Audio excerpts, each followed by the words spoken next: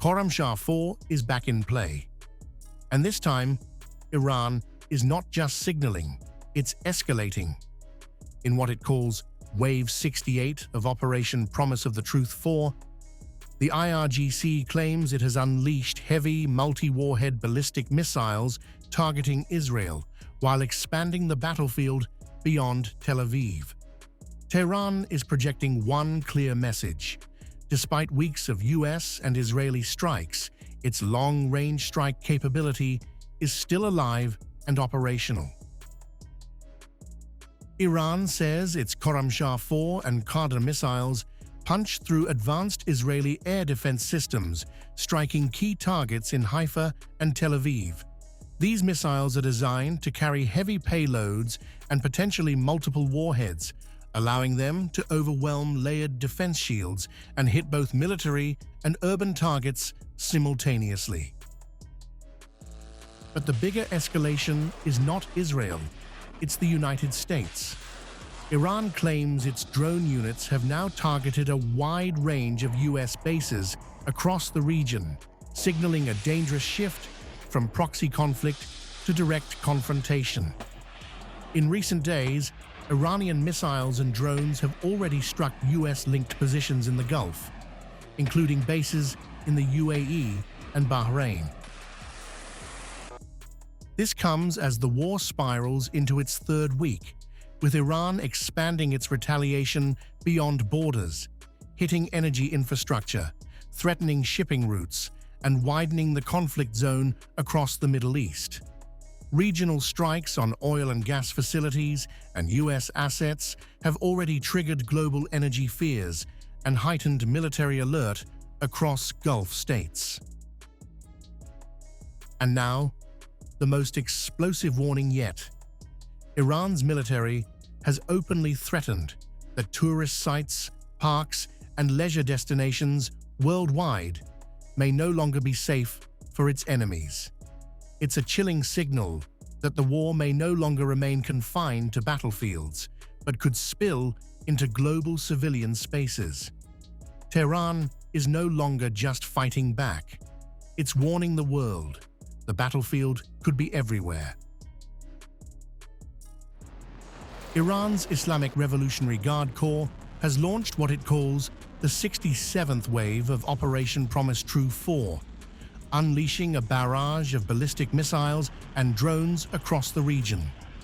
The IRGC claims it has struck American military infrastructure, including the Ali al-Salim base, drone command centers, aircraft maintenance hubs, and early warning radar systems.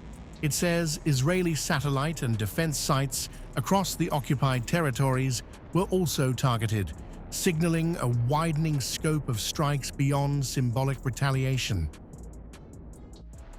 Tehran has framed this wave as revenge for the killing of Brigadier General Ali Mohammad Nayini, a senior IRGC spokesperson and propaganda figure.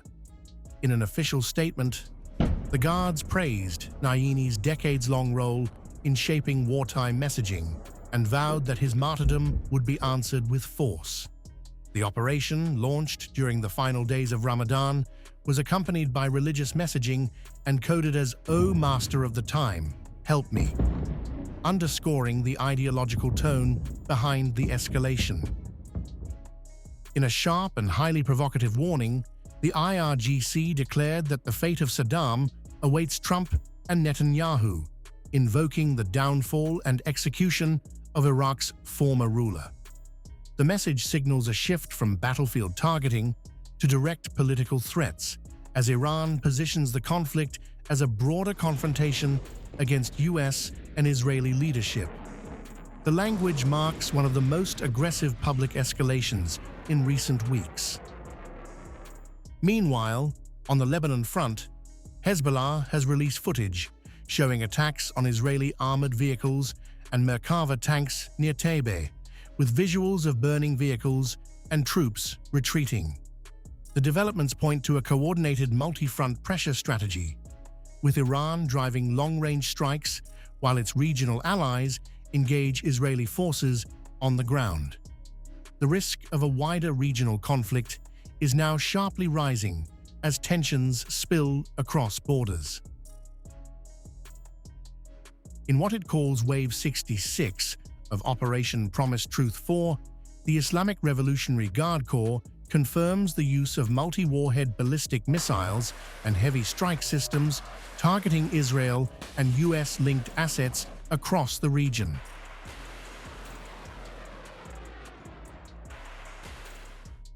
From Tel Aviv to West Jerusalem, from Haifa to strategic zones in the south, this was not a symbolic retaliation. This was a coordinated, high-intensity strike campaign. Iran says the operation was carried out with a clear message: revenge for its fallen commanders, and a warning to what it calls the US-Israel war axis. The scale of weaponry used marks a dangerous escalation. Iran deployed a mix of solid and liquid fuel missiles, including Qadr, Khorramshahr, Shekan, Qiyam, and Zulfikar systems, along with drones, many designed to carry multiple warheads, increasing their ability to overwhelm air defense systems. This is saturation warfare in action, designed not just to strike, but to penetrate and exhaust defensive shields.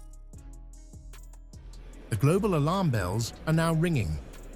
At a high-level meeting in Brussels, UN Secretary-General Antonio Guterres warned that the conflict risks spiraling completely out of control, with devastating consequences for civilians and the global economy.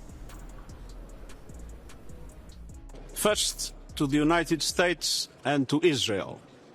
It's high time to end this war that is risking to get completely out of control, causing immense suffering on civilians, and with propagation around the global economy that is really dramatic, with potential tragic consequences,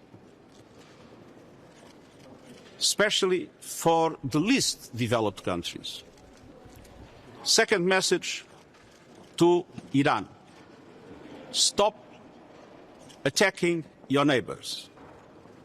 They were never parties to the conflict. The Security Council has condemned these attacks, has ordered them to stop, as it has ordered to open the Strait of Hormuz. Iran claims these precision systems successfully hit targets across multiple locations, including areas linked to US military presence in the region. On the ground, the impact is already visible. In northern Israel's Shfaram, missile fragments and cluster-like debris struck residential areas, leaving 10 people injured and damaging homes, vehicles, and infrastructure. Residents describe a night of chaos: sirens, explosions, and falling shrapnel. We were at home around 12 at night. At midnight, we heard a boom after the siren, and it turned out that shrapnel fell here in the neighborhood. Look what it did. Look here. Cars, houses, windows collapsed, damage to cars, people suffering from shock. Some were evacuated to Rambam Hospital, and we are hoping for the best. We have 10 casualties in this building. It was a severe strike, and the house was badly damaged. At the time, there were 2 parents, 3 children, and the mother of one of the parents inside. All of them were evacuated to hospital. We still do not know their condition, but we are hoping for the best and expect an update shortly. There were also impacts at 3 other locations. 4 more residents were taken to hospital from those sites in relatively mild condition, and we are awaiting an update on their well-being. Iran, meanwhile, is amplifying the psychological dimension, claiming Israelis are now living a siren-to-siren life, confined to shelters for extended periods. At the same time, propaganda messages embedded in the attack, including stickers on missiles, frame the strikes as revenge for martyrs and a fight against what Iran calls the American Zionist regime. This is no longer just military escalation. This is ideological warfare, fused with precision strikes.